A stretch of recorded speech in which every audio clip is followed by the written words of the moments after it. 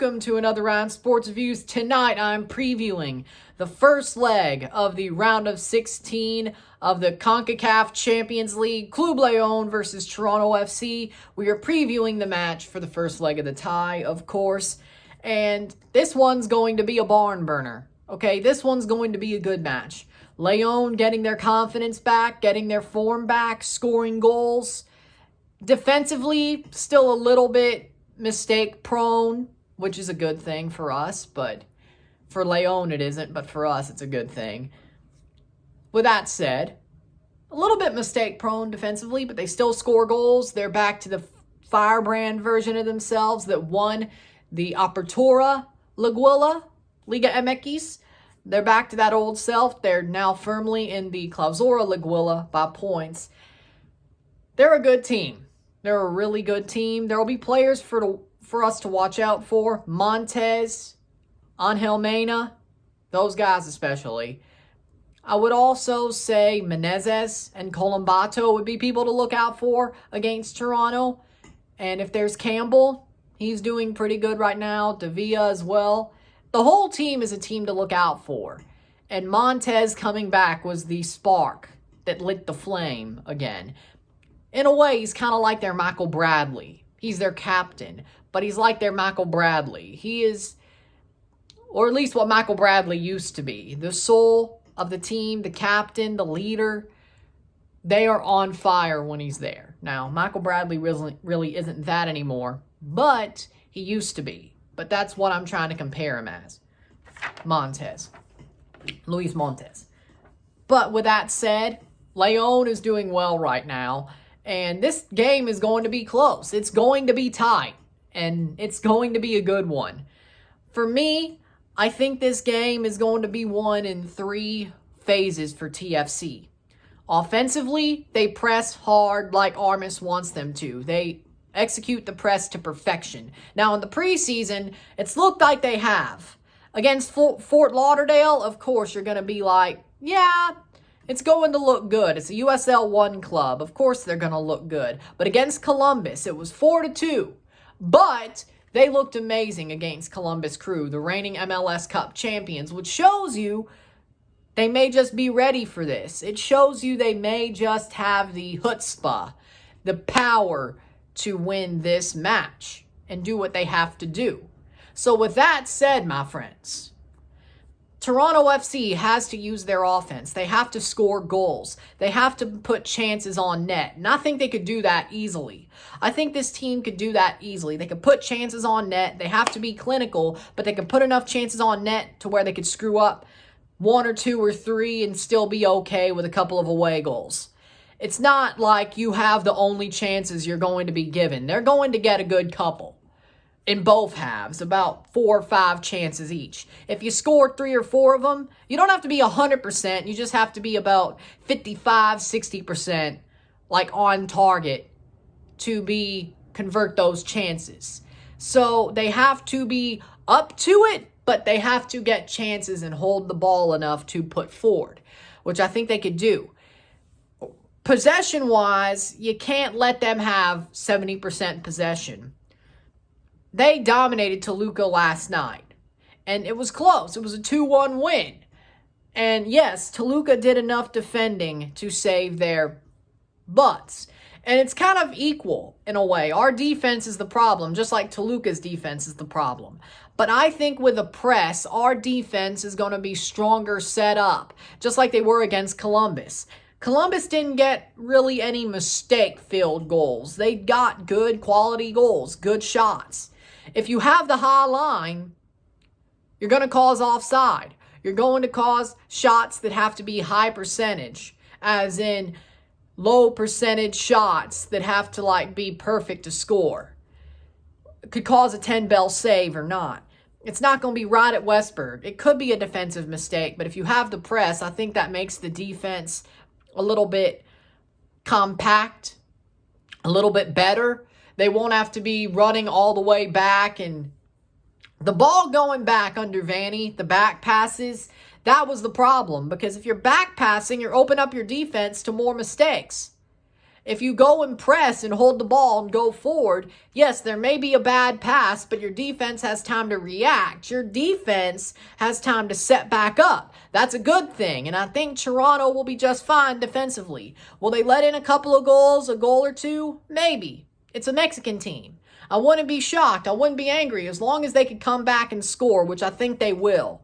As long as they get enough away goals to where they're in it next Wednesday, or if they win. They have to have resiliency, but I think they do. They have to have resiliency, but I think they do. This isn't going to be a clean sheet. Hell, 1 goal is probably a freaking ask from God, especially if it's 3-1. 4-2, 3-2, that's where we're looking. 2-2 maybe. That's what we're looking at. And that's what I'm expecting. That's what I think's going to happen. All honesty. And then the third part of this game is, honestly, I basically talked about holding possession and going forward, like actually pressing.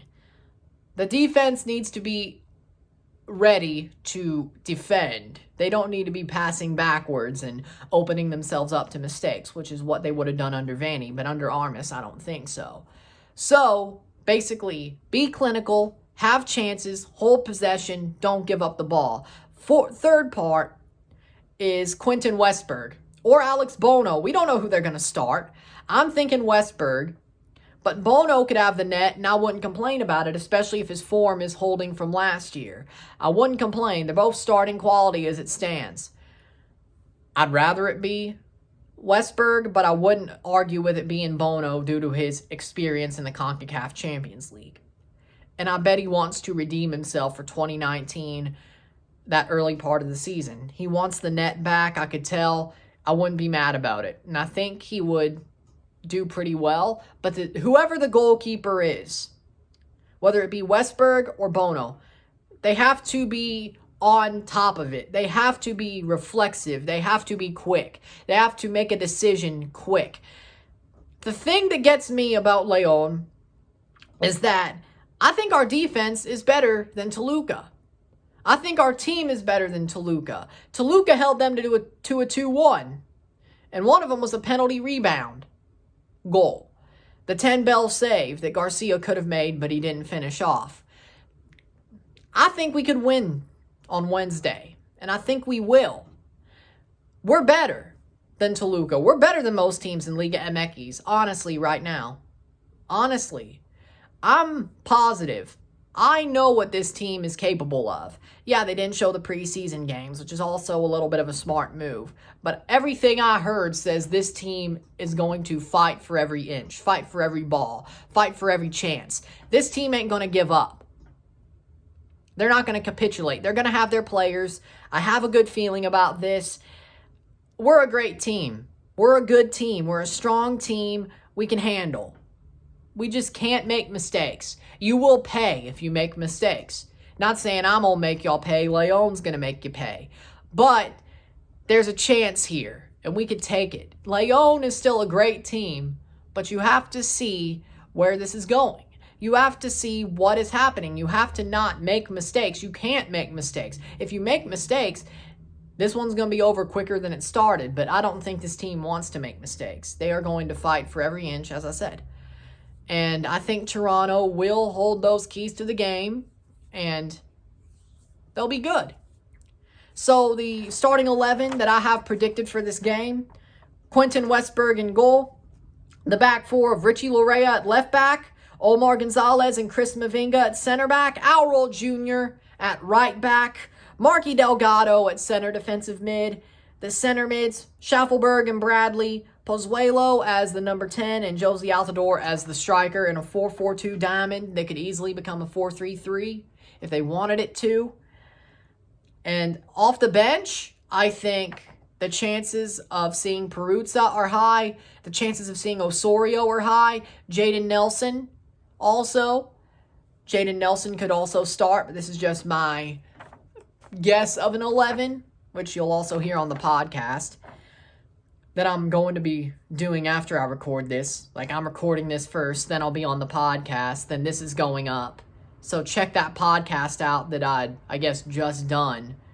when this goes up. Yeah, I'm having problems with the time-space continuum here.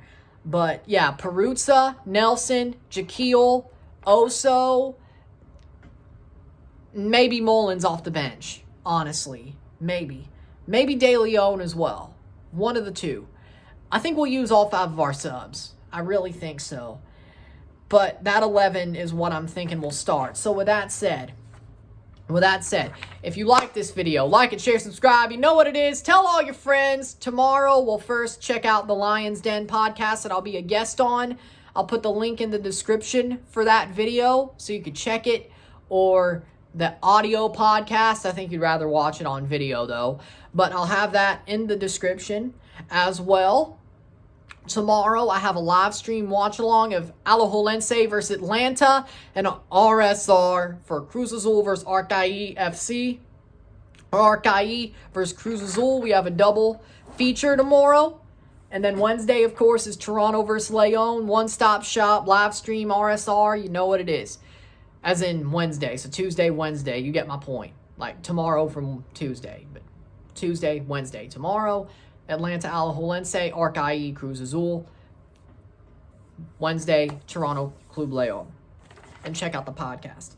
With that said, I'm Ron. I'm out. Peace.